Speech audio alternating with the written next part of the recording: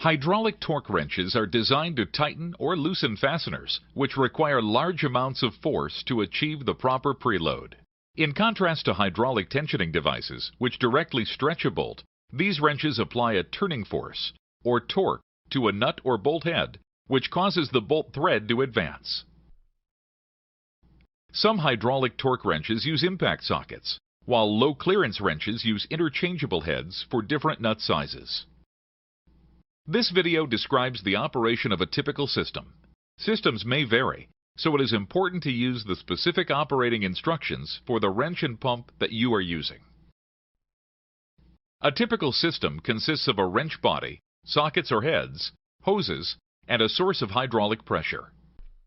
Be sure that all parts of the system meet the specifications of the wrench manufacturer. Inspect all components for damage before use. To begin, inspect the hoses and make sure that the fittings are clean and tight. Dirt and debris in the system may damage the pump, valves, or wrench. Loose fittings may leak or burst. If a leak occurs, shut off the pump and depressurize the system. Never grasp a leaking hose. The pressurized fluid may cause serious injury. Choose the proper size socket or wrench head. To install a drive head on this wrench, slide the body onto the head until it is fully seated. Then, push in the retaining pin, making sure that it is completely engaged. Next, make sure that the pump is off and that the system is depressurized.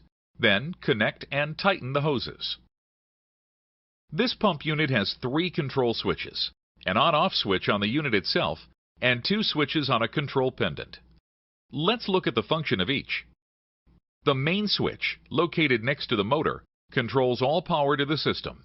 It must be in the on position for operation. The pendant houses a 3-position rocker switch and a momentary push button. Pressing the run side of the rocker starts the pump and sends pressure to the wrench for tightening or loosening. The rocker must be held in this position, since it is spring-loaded to the center. The center position releases pressure and retracts the wrench piston, causing the wrench head to ratchet back for the next torque cycle. The pump is running when the switch is in the center position. The stop position turns off the pump. The set button is used when adjusting pump pressure.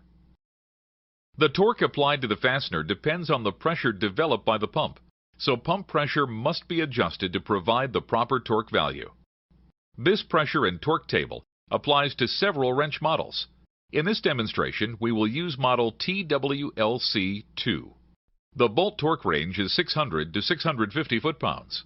A pressure setting of 4,000 psi will exert 630 foot-pounds of torque at the wrench. To adjust pressure, be sure the system is fully connected. Then turn on the pump switch.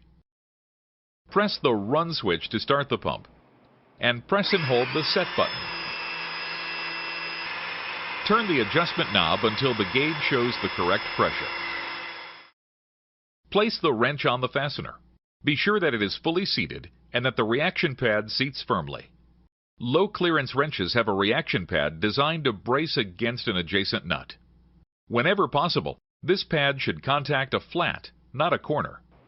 The pad is a pinch point, so keep hands away from the wrench when applying torque. Square drive wrenches use a reaction arm that can be rotated to a secure position. Adjust the arm so that it is braced firmly against the structure.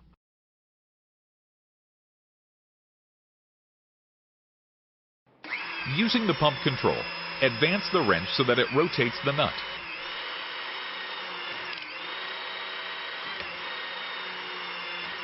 When the wrench reaches the end of a stroke, pump pressure will peak.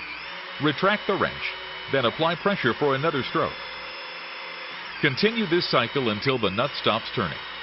When the nut is fully torqued, pressure will peak and rotation will stop before the wrench comes to the end of a stroke. This is called stalling.